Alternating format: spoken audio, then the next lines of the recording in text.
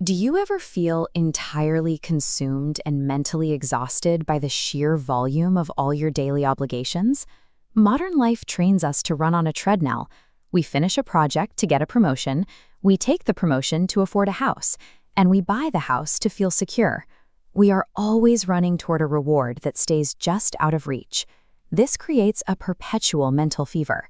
We spend our days physically doing one task, but mentally living in an anxious future, wondering if the outcome will be worth the effort.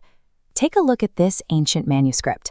This is the Bhagavad Gita, a text written thousands of years ago that diagnosed this exact form of burnout. Even then, people struggled with this same cycle of stress. Finding peace doesn't require abandoning your career or responsibilities. It requires a shift in how you view your everyday actions.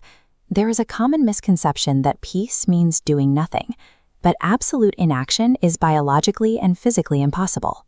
Even to stay alive, your body is breathing, digesting, and functioning. If you sit perfectly still while your mind obsessively craves a reward, you haven't actually found peace. You are simply frozen while your internal motor redlines.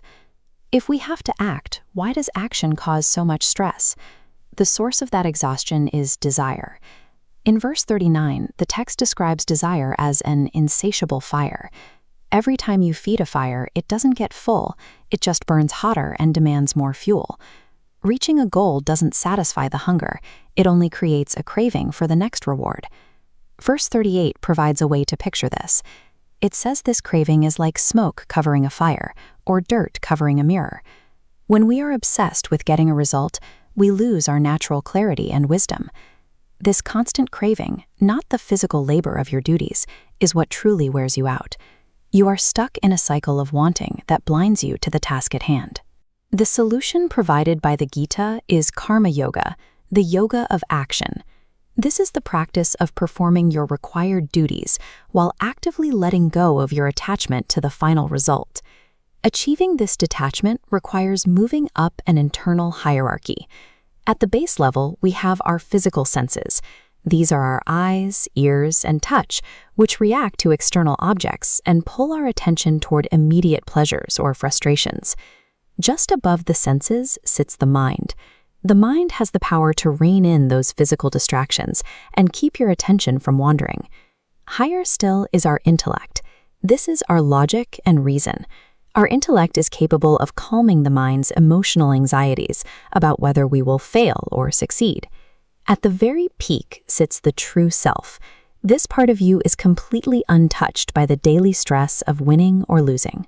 By moving our awareness up this hierarchy, we can perform our necessary actions efficiently without being emotionally enslaved by the outcome. Detaching from the expectation of a reward actually makes you perform significantly better. When you remove the paralyzing anxiety of "will I succeed?", you free up all your mental bandwidth. You can focus purely on the craftsmanship of the present task. This approach leads to locus and graha, or acting to maintain the world order. Verse 21 points out that whenever a person sets a standard of calm, selfless work, the rest of society naturally mimics them. Your individual choice to act without frantic attachment serves as a stabilizing anchor. It calms a chaotic office or a stressed household just by the example you set. Tomorrow, choose one mandatory duty, washing dishes or updating a spreadsheet, and perform it purely for the sake of doing it well. You will prove to yourself that true peace is found within the action, not by escaping it.